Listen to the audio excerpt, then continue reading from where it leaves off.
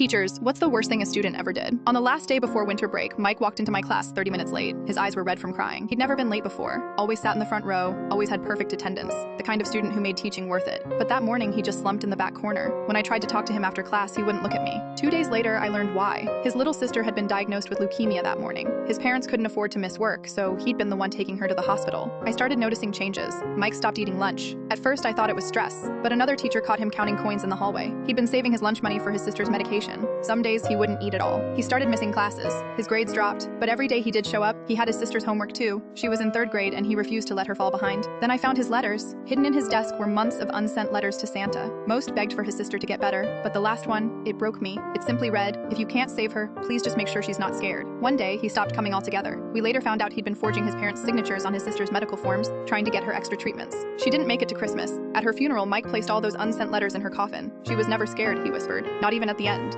Have you ever hated your own child? I never thought I could. Sarah was always different. While other kids played with dolls, she conducted experiments, pulling wings off butterflies, watching ants burn under magnifying glasses. The therapist called it conduct disorder. My husband Mark insisted she'd grow out of it. We tried everything. Medications, specialists, different schools, nothing worked. Her little brother Tommy was her opposite. Gentle, kind, the type of kid who'd spend his allowance on food for stray cats. He idolized Sarah despite everything. Mark was the only one who could really connect with Sarah. They'd spend hours in his study, him teaching her about his work as a pharmaceutical researcher. Then Mark got sick. Heart problems, the doctor said. Natural causes. Sarah was 13 when he died. She seemed to improve after that. Started volunteering at the animal shelter. Got better grades. Grief can catalyze emotional growth, her new therapist explained. I desperately wanted to believe she was healing. 2 years later, Tommy started getting sick. Violent stomach pains, weekly hospital visits. The doctors were baffled. He'd improve at the hospital, get worse at home. I caught him hiding food, claiming he wasn't hungry. Late one night, I heard Sarah in the kitchen. Through the crack in the door, I watched her crushing something into Tommy's cereal. My hands shook as I grabbed the container. Pills from Mark's old prescription bottles. That night, as the police led Sarah away, she looked at me with her father's eyes. "You know what's funny, Mom? Dad didn't die from heart problems. He caught me practicing with his medications. Said he was proud of my interest in chemistry. Then he started feeling sick too."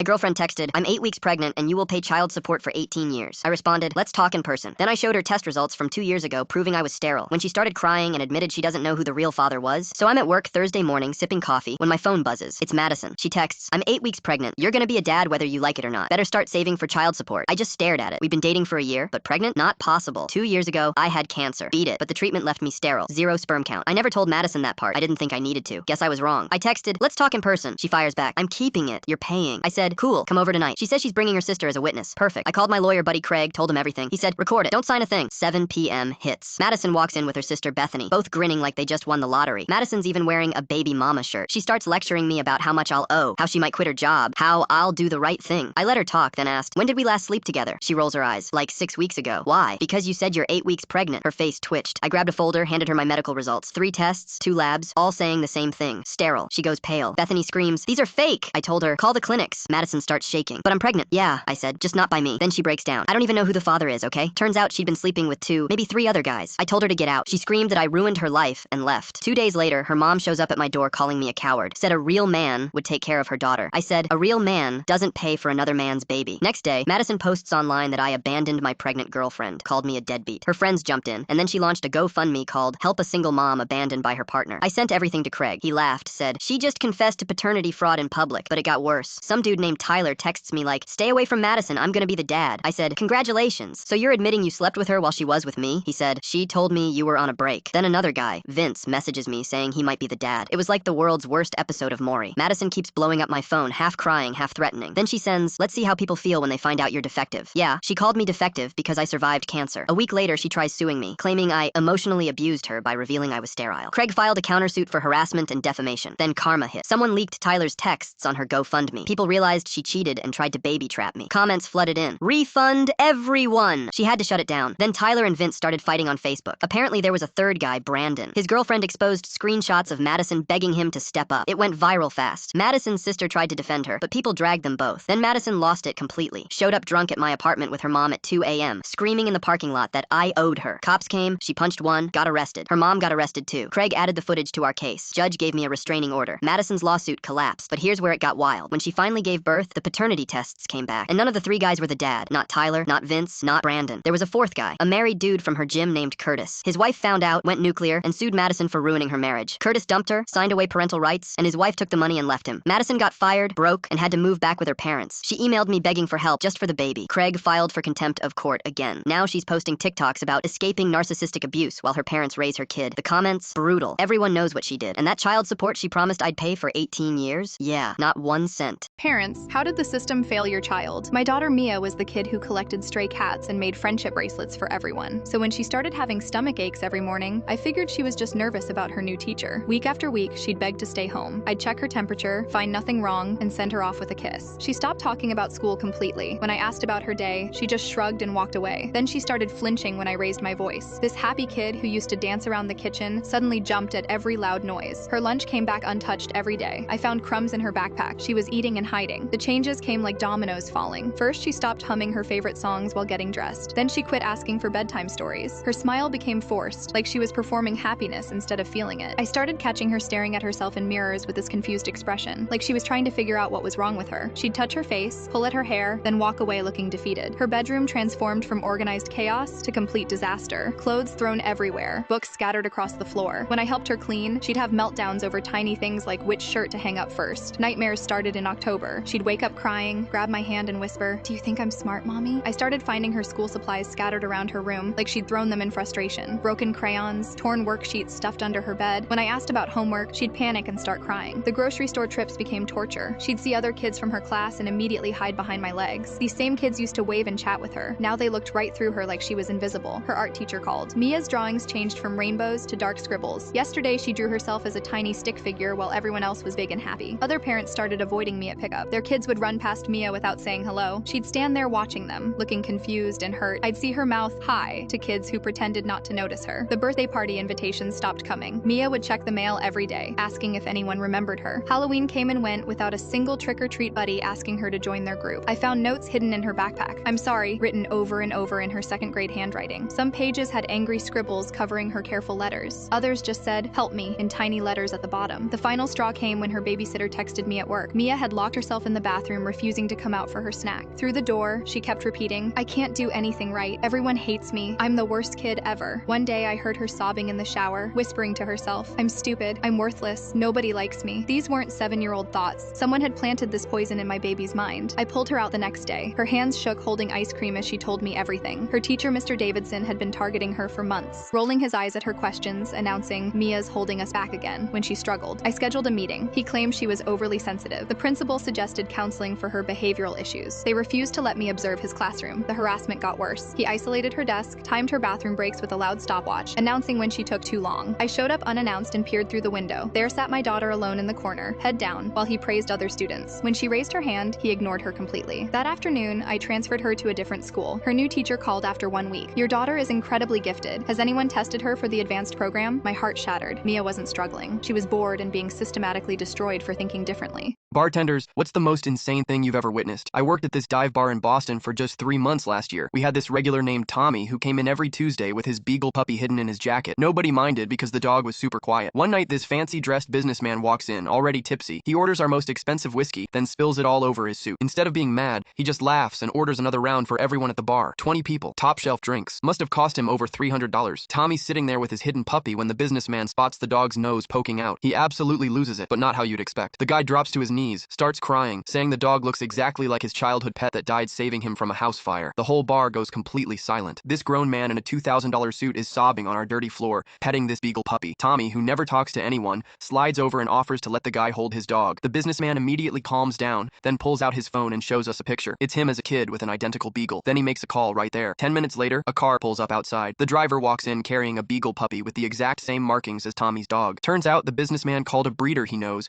and bought a puppy on the spot for $1,500. He hands it to Tommy and says, "My dog saved my life once. Maybe this one will save yours." Tommy starts crying now. He tells everyone that he got his puppy after his wife died last year, and it was the only thing keeping him going. The businessman and Tommy hug, and now the entire bar is either silent or sniffling. The kicker? Those two guys still meet at our bar every Tuesday. Tommy with his beagle, the businessman with his. They've become best friends, and the businessman even helped Tommy get a job at his company last month. Sometimes the craziest nights end up changing lives, not just making stories.